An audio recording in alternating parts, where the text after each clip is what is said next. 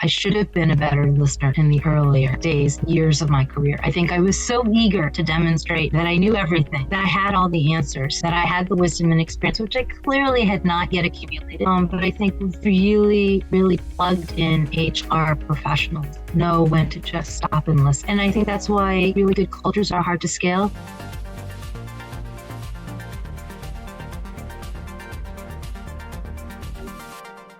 Angela, welcome to the show. How are you? I'm doing great. How are you, Chris? Thank you for having me. I'm jealous that you just came back from your holiday. So that's I'm jealous too. Yeah. Tell everyone where you went. We can make them all jealous as well. Sorry. Serious FOMO for your listeners. We were in Italy celebrating our 30th wedding anniversary. So swung through Milan, Congrats. Sardinia, Naples, and then ended in Malta. Yeah. Some of the most beautiful waters I've ever seen. Yeah. Maybe we just change the episode to how to put up with your partner for 30 years. That is a whole thing, to be sure. Yeah. This year is my 20-year anniversary with Natasha. We've been together since we were 17 years old. It'll be our 20 years, not wedding anniversary, but just since we've been together, which even that... Togetherhood, yeah. It's a long time.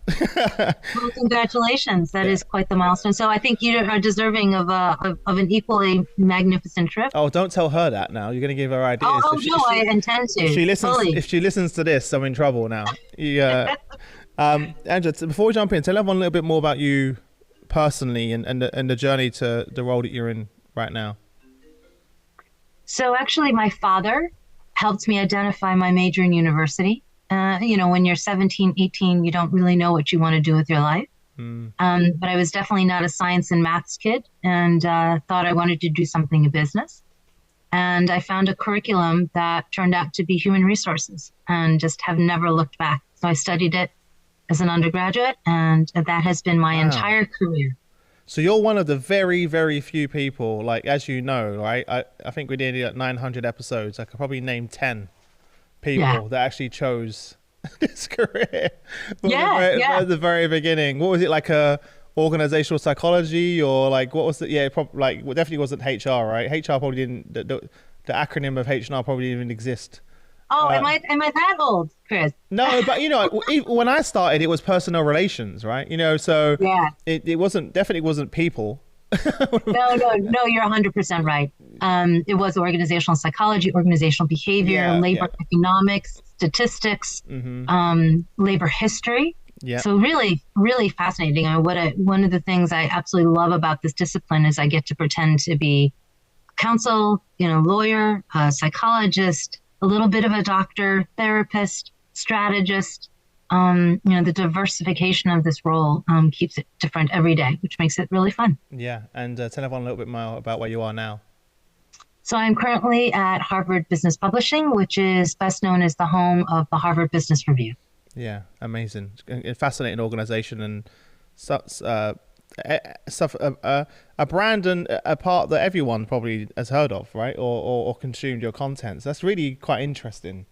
I'm sure you don't come across many people that don't know, don't have a relationship with. Yeah, no, that is one of the most gratifying parts, is when people say that they love our content and they trust it. Yeah, and me too. Like, since the early days from 17 on up to now, it's always been part of my learning and growth as well. And that says something, that you've stood the test of time and constantly challenging yourselves and innovating and bringing the latest insights to everyone as the world moves so fast.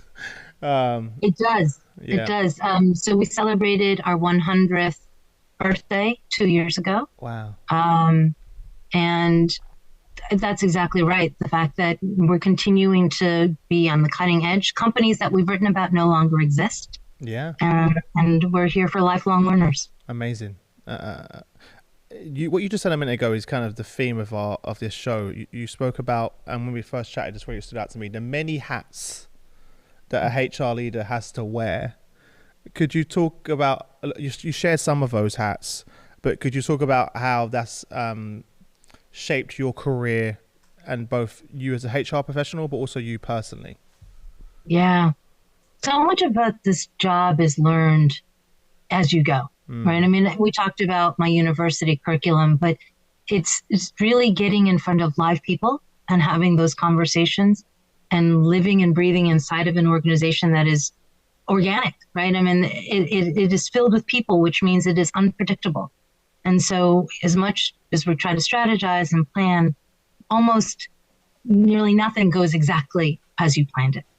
And so when you are trying to apply the law, when you're trying to apply organizational behavioral theory, when you're trying to apply the best listening practices, you always have to be prepared for, well, that's not quite how I see it. And I think being a fantastic listener has probably been the trait that I have treasured the most in developing, because until you really understand what's going on, you can't apply a plan to it. Mm. And that's so hard given the constant rate of change and disruption. How do you stay both in the present and in the future at the same time? Because kind of you're having to have one foot in the present and one foot in the future at all times, if that makes any sense. No, that's absolutely right. And so in fact, we're going to be undergoing, probably the first time in this organization's history, a comprehensive workforce strategy plan, which is an assessment of where we are today, and particularly with AI throwing everything into disarray. What are the core competencies that deliver value for our brand, for our value proposition? And what are the core competencies and roles and capabilities we will need to be successful in the future? So staying firmly grounded in the current, in the present. What do we do well? What will deliver value? What are things that we've done that will no longer deliver value because it can be automated, because it can be given to a robot to do? And then what are the things we need to preserve or do brand new that we don't know right now? And so there's a lot of investment to be made in some difficult decisions, I expect, around the things that we're not going to be doing anymore and the things we have to start doing as an imperative. Yeah. So yeah, you're absolutely right. 1 foot in the current and 1 foot in the future. Yeah. Would you say that's one of the things that's kept you engaged in your career so long? Because you're always learning. There's always something new. There's always something around the corner. There's never this, you're definitely not going to get stagnant being in HR. That's so true, because you understand that better than most. I mean, it is never the same day. Yeah. Literally never the same day. And yeah, I do think that's what keeps us on our toes. And I think for HR to continually be relevant, if each day is the same, then you're not delivering value to the organization. That's a very interesting perspective. Yeah. I'm kind of like that with the team. We kind of frame it as seeking discomfort. So like whenever I feel like everything's going really great and we're doing the same things and it's going, I'm like, that's like most people's idea of, they love that. And that's my biggest state of fear.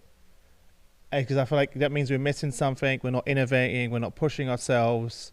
We're not challenging the status quo. And it's in those moments where the magic happens, really. Yeah. So I'm always like, seek discomfort. Like we have to, because if you don't, you hear the term, it's pretty crude, sort of the innovate or die, right? Like you've seen, like you mentioned, some of those companies that you started writing about are no longer there. That's right. I'm sure many of them, if they had a bit of a further foot in the future, they may be around right now. Because a lot of the times it's more, rather than start doing things, it's also looking at what should we stop doing. It's just as important. Absolutely. That's a difficult muscle to develop, right? What are we going to walk away from? Yeah. Because it causes discomfort, right? Because it's the things that you're so comfortable with, whether it's a processes, whether it's a product, whatever it may be. It's what you know and what you do, and your body's like, this is comfortable. You do that. Now you're saying, hey, we need to completely reimagine how we do things, and that's difficult. No, human beings don't like change. That is inertia, absolutely. Yeah, and I'm seeing the kind of wave with AI where there's this opportunity for people to reimagine the way they do work, and instead of doing that, they're just plugging it on top of existing processes. Does that make sense? So rather than like taking an opportunity to say, hey, we're doing these things, and yes, AI can empower it in these ways, but what if you started from zero? What could you achieve then? Then you get into a whole different type of conversation as well, but it comes with challenges. It does. Yeah. It does. No, you're absolutely right. I mean, I think playing around with it on the fringes is okay, just as a toe in the water. Mm-hmm. But organizations have to get much more serious. HR needs to get much more serious around the applications of AI and fundamentally changing how we process large amounts of information so that we can unlock the trends and patterns that are there that we can't currently perceive.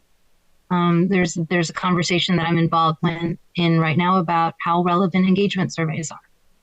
And so you take all those massive amounts of data, and AI can probably synthesize and distill that for you in a moment. But the magic happens in what do you do with that data? So instead of spending hours and hours processing it, now you should be spending hours and hours doing something.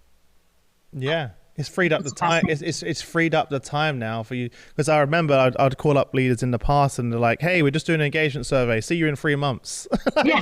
You know, right? Right. Because it takes them 3 months to do it. And I remember thinking that's a lot of time like invested. But now it frees you up the time to have meaningful conversations. And that's where the human element comes into it. The same way now that AI is freeing up recruiters from all of the administration and all of the burden to actually have meaningful conversation with candidates as well. So those are the value. It's funny, right? Because people talk about AI replacing the human elements, but it's actually freeing us up to have more time to have those meaningful conversations and human interactions, right? So it's kind of having the opposite effect I'm seeing in many cases. Yeah. So I heard someone very smart say that AI won't replace humans, but it will replace those humans who fail to learn AI. Oh, 100%. Yeah, we're seeing that. I just want to go back for 1 second to the point you mentioned about the hats, the various hats. And you said that you learn that by doing and you learn it on the journey, right? You know, looking back, what do you wish you would have known that you know now that could help your younger self, right? Because you experienced it the hard way by, you learn by doing, learn by going through those transformations, etc. What do you wish you know that you know now? So in a moment of humility, Chris, I think what I wish I had known was that I should have been a better listener in the earlier days, years of my career. I think I was so eager to demonstrate that I knew everything, that I had all the answers, that I had the wisdom and experience, which I clearly had not yet accumulated. But I think really, really plugged in HR professionals know when to just stop and listen. And I think that's why really good cultures are hard to scale, because how do you listen to 100,000 voices? How do you listen to 1 million voices? It's easier in my organization when you have 600 people, but that's only relative. If you were really to lean in to listen to each one of those 600, that takes time and it takes a lot of compassion. And I think when I was earlier in my career, I rushed headlong to jump to the conclusions without really understanding what was happening. And I think that's a practice that all good managers need to continue to acquire, is how just to stop talking and really seeking to understand. Firstly, thanks for sharing that. I think we can all relate to that. We have this sort of eagerness to please and have all the answers, and we think that's the sign of strength. But in fact, it's actually the opposite, right?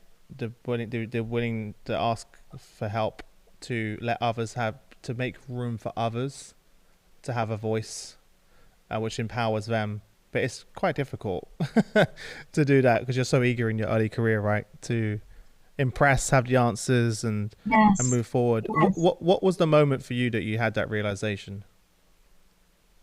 Well, I stumbled into a mistake, and my manager said, Angela, you need to slow down. You need to pay greater attention to what people are trying to tell you. And he's like, look, you're right. You will get there, but just take a moment, take a breath. And that really caught me up short. And it was a lesson I needed to learn. I just didn't know it at the time. Yeah, we never do, right? Yeah. No, love that. With all of this, with a million things flying at you, there's so much to focus on, the different hats, the pace of technology innovation. How do you keep focused on what's important and prioritize? That's a big challenge for the leaders that I speak to every day.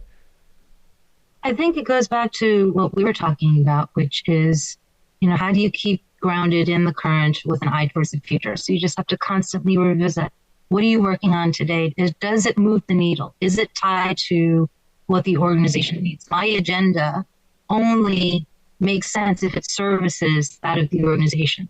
It should not be, my agenda just because it's the cool stuff I want to work on. Mm-hmm. It's only cool stuff if that's what the organization needs me to be doing. So constantly revisiting what's the North Star, what's the compass, and making sure that, that's the way in which my team and I are delivering value. So that does mean that day to day it can look different. Like, yeah, I know we were supposed to work on that, but now we're actually going to pivot and work on this because priorities have changed. Something has changed. Someone has left.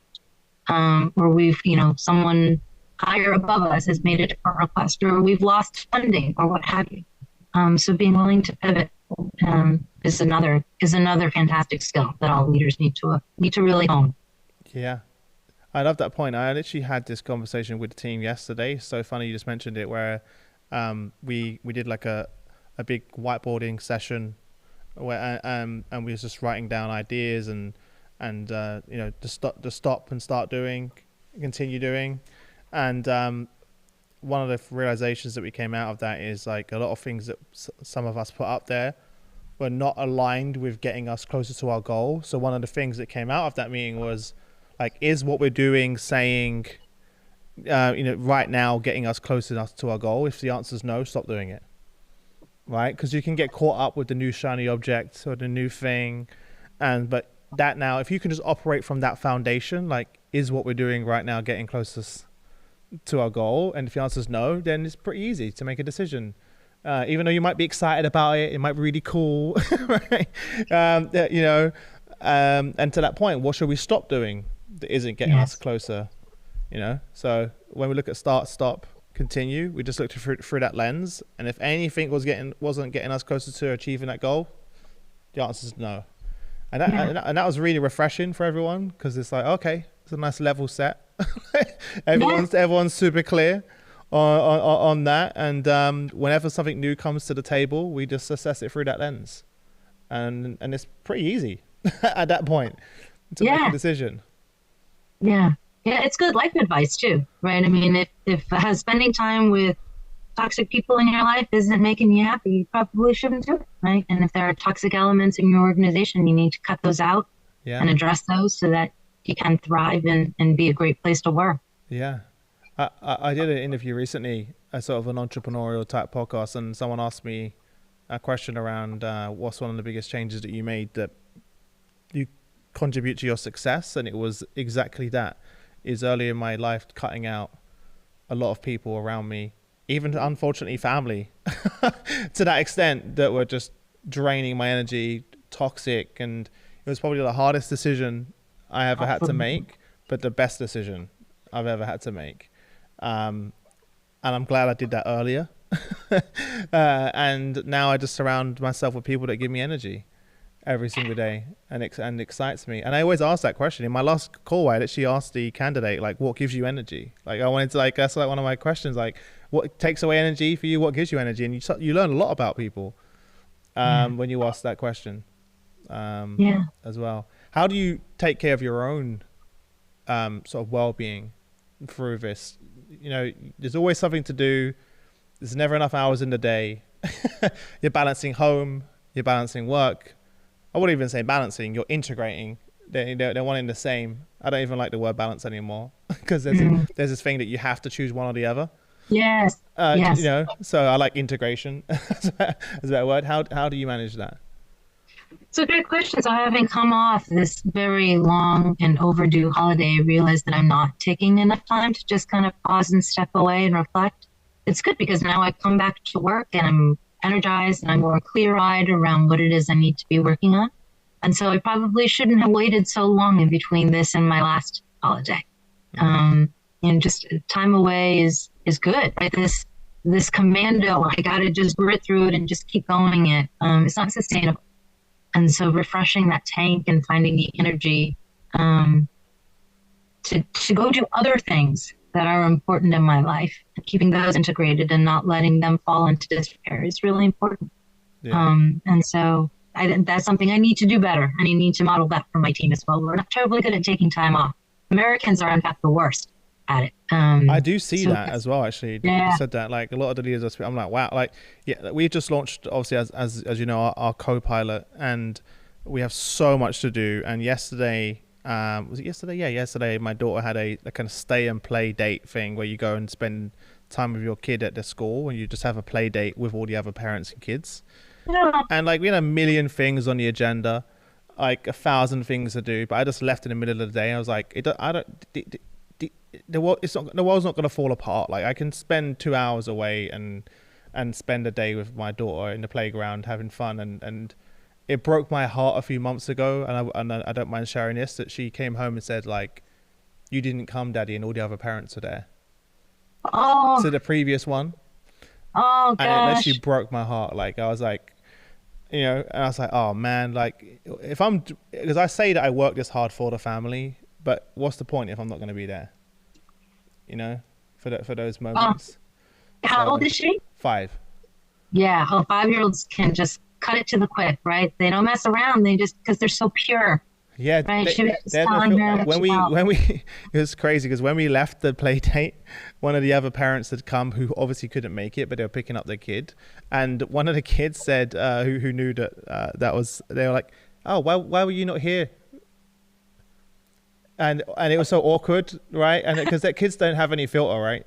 They're like, why didn't you come? And then everyone could hear it, and I was like, oh, so obviously, I feel you. Yeah, I was like, I feel to that parent. I was like, I feel you right now, as well. But yeah, I think it's a really we need to focus on what's important, as well. You know, because we can all make excuses of why we can't do things, but there's always you just have to choose to create non-negotiables.